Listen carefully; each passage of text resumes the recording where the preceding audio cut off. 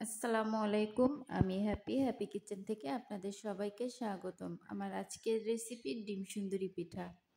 তো প্রথমেই পিঠার জন্য আমি একটা ব্যাটার তৈরি করে নেব। এর জন্য আমি এখানে 1.5 কাপ আটা নিয়েছি, 1/4 কাপেরও কম চিনি দিয়েছি। চিনিটা অবশ্যই আপনাদের স্বাদ অনুযায়ী দেবেন। পরিমাণ মতো লবণ, অল্প অল্প পানি দিয়ে মিশাবো, একবারই ধুম করে পানি দেওয়া যাবে না।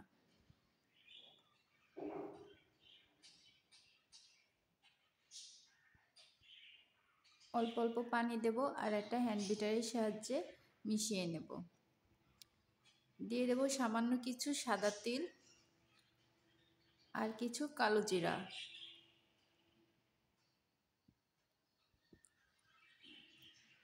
এরপর আবারও ভালো করে মিশিয়ে নেব। এখানে আমি কালার আনার জন্য 3টা ফুড কালার ব্যবহার করেছি। তো এখন এখান থেকে 3টা বাটিতে আমি কিছুটা ব্যাটার নিয়ে নেব।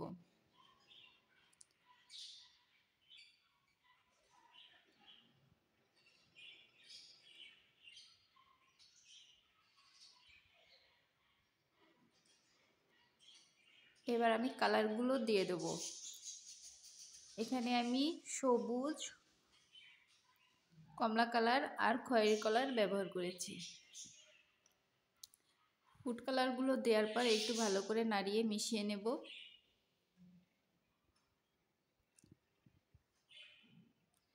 যেহেতু ডিম সুন্দরী পিঠা, ডিম তো অবশ্যই লাগবে। তো প্রথমেই একটা ডিম ভেজে নেব।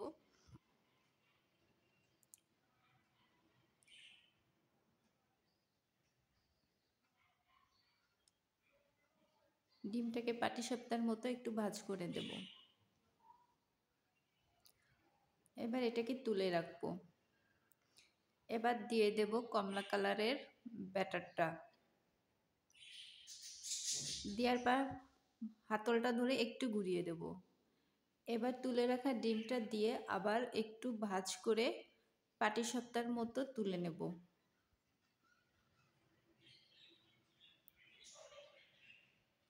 তো এটা হয়ে গেছে। এবার আমি দেব সাদা কালারেরটা।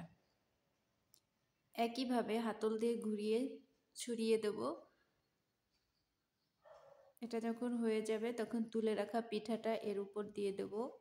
আবার ভাঁজ করে রোল করে ফেলব।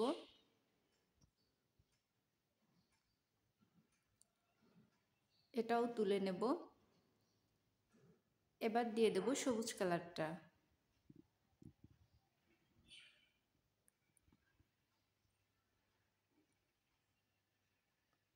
প্রথম বাটার কম লাগে, তারপরে একটু বেশি লাগে। এভাবে করতে করতে লাস্টেরটা সবচেয়ে বেশি লাগবে, কারণ আস্তে আস্তে পিঠাটা মোটা হচ্ছে।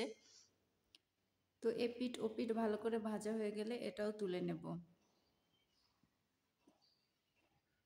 দিয়ে দেবো আবার সাদা কালারটা। আমি এখানে সাদা কালারটা 2বার ইউজ করেছি।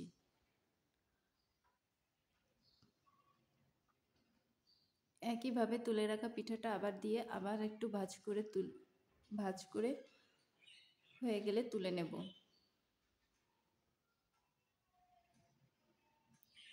দেখুন পিঠাটা বেশ মোটা হয়ে গেছে।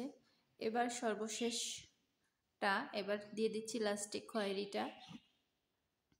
এটা যেহেতু লাস্টে পিঠাটাও মোটা হয়ে গেছে, তো এই গোলাটাও তাই একটু বেশি করে দিয়েছি যাতে এই পিঠাটা বড় হয়। দিয়ে দেবো তুলে রাখা পিঠাটা। একইভাবে এটাকেও ভাজ করে তুলে নেব। তো হয়ে গেছে। এবার কেটে দেখাই ভিতরটা। আসলে কাটার পরই এর সৌন্দর্যটা দেখা যায়। তো দেখুন কত সুন্দর হয়েছে।